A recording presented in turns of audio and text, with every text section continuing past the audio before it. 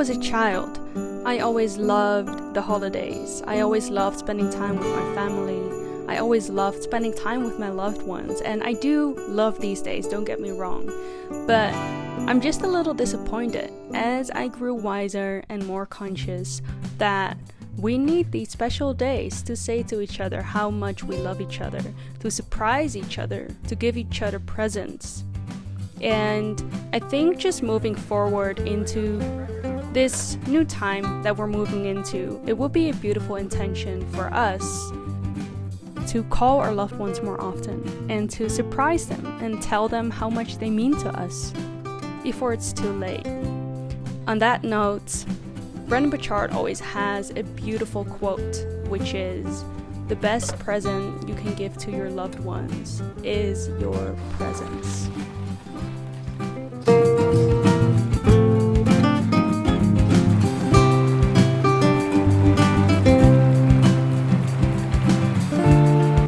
Hello everyone, welcome back to another episode of On Purpose by Lynn.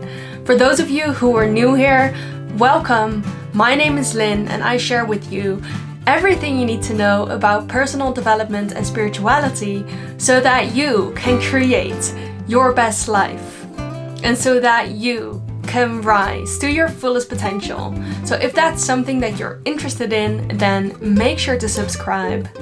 In this episode, I will be talking about the difference between our emotions and our intuition, and if we really can trust them.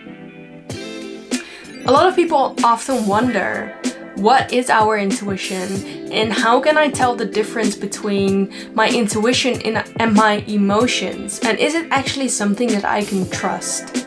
So if that's something that you're interested in learning more about, then stay around.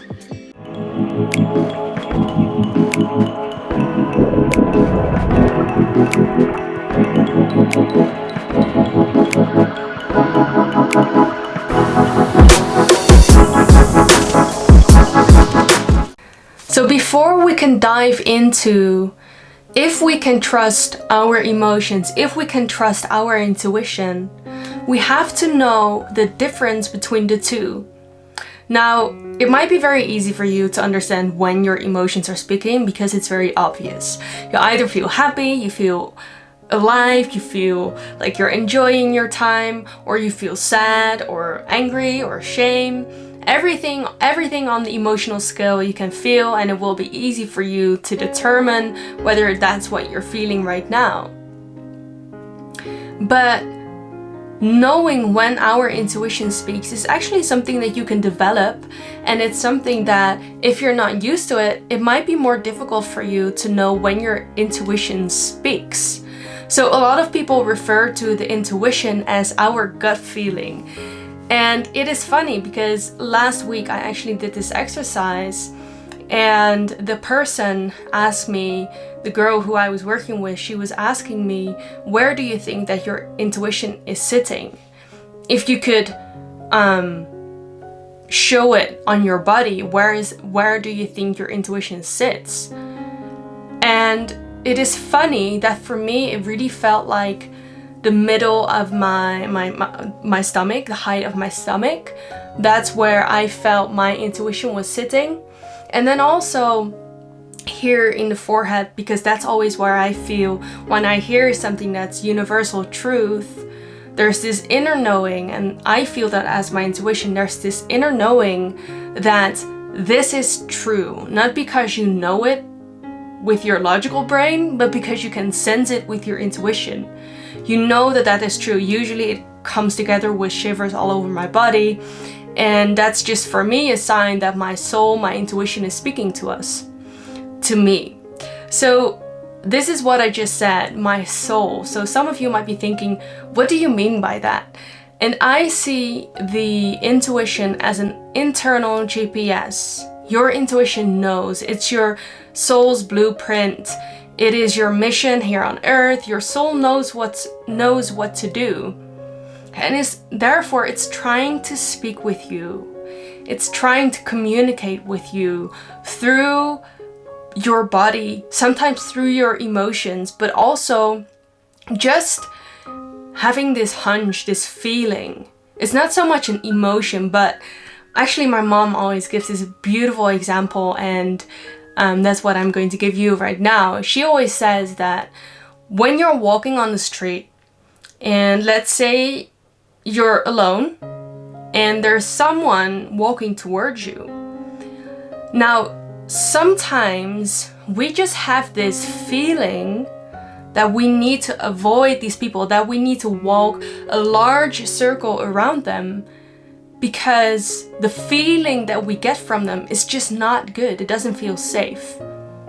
This is when your intuition is speaking.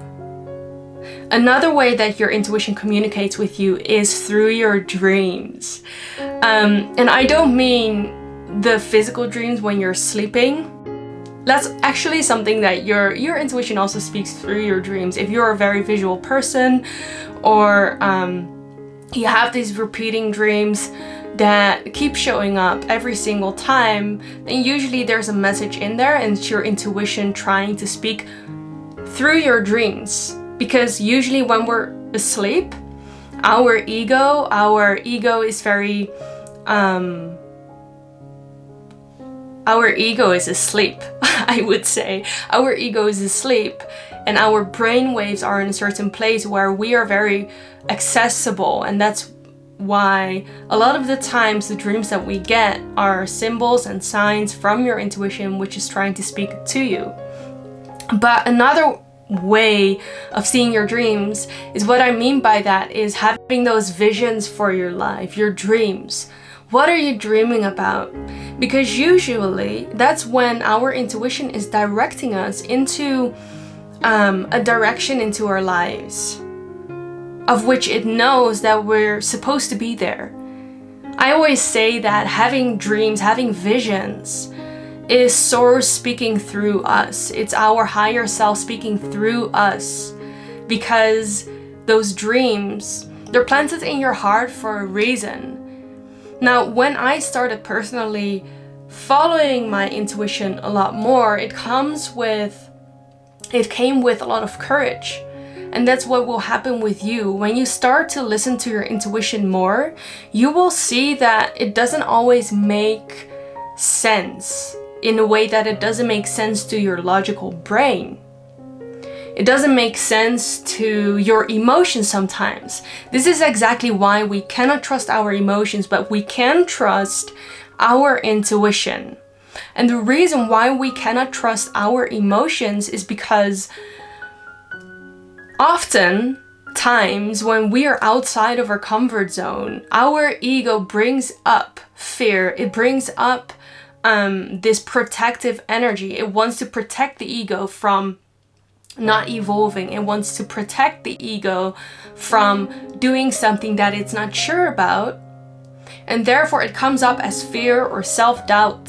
And this is exactly why you cannot trust your emotion. So whenever you're making a decision and you want to tune in with your intuition, you need to first quiet your mind. Make sure that you are quiet. Make sure that you are not biased for the decision that you're going to make. But that you're coming from this neutral place, because when we're in this neutral place, our intuition has the opportunity to speak more clear to us. So one of the reasons why you will feel that you'll need a lot of courage to follow your intuition is because sometimes it means that you'll have to walk outside of the lines from society. Because imagine your soul speaking to you and it knows what's best for you. But it might be different from the life that you have right now. It might be different from all the things that you've built within your life that made you secure, but didn't necessarily make you happy. And then suddenly you have this intuition, this magnetic pull towards this dream, this magnetic pull to do something different within your life. And it's something totally different. Now, this is exactly where discomfort will come in, and trusting our intuition is key.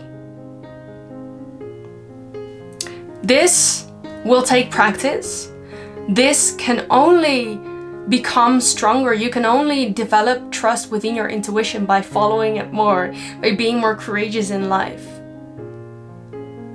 Because when you do, when you break through those fears from your ego, that's your ego trying to impose on you, you will feel that at the end, your life has tremendously improved than what it was before. You will feel so happy that you made that decision. Have you ever had a moment like that where you felt like, I am so glad that I made that decision, even though it was hard, even though I was uncertain about it? This is exactly what it is. Following my intuition, from personal speaking, has completely changed my life around. Like, if I would show you what my life was before, it's like you would not recognize me. And I am so happy that I did, because it brought me to this path where I'm now speaking to you, helping other people to become the best versions of themselves. So following your intuition can start with very small steps. However, a very small redirection, imagine you were first going this way, and a very small redirection can just move you somewhere completely different in life. Now that is what following our intuition is, and ultimately it will make your life better, because imagine, your soul knows what's best for you. So when you're ignoring your intuition, it's like you're ignoring the signs of the universe. You might as well pick your fights, pick your, it's the universe that you're fighting against. So this is my advice, to start tuning into your intuition more. Just when you wake up in the morning, sit still and ask your intuition, what are you saying to me right now? What do I need? And just go ahead and practice that. Just nurture this relationship with your intuition. Start trusting it more in the little things in life, the day-to-day things. And when you develop that trust, you'll find it easier to make the bigger decisions, the bigger steps. Let me know in the comments if there's anything from this video that you have taken away, and also, what is your relationship with your intuition? What is your experience with your intuition? I'm very curious to know. And if you haven't already liked this video, make sure to like this video, as this video will be spread out to anyone who needs to hear it right now. And if you haven't already subscribed to my channel, make sure to do so, as you will be the first to watch all of my videos every Mondays, Wednesdays, and Fridays, so that you can create your best life. Thank you so much for being here. Thank you for keeping an open mind. And remember, we have such an exciting future to look forward to, even if it doesn't seem like it right now. Bye for now.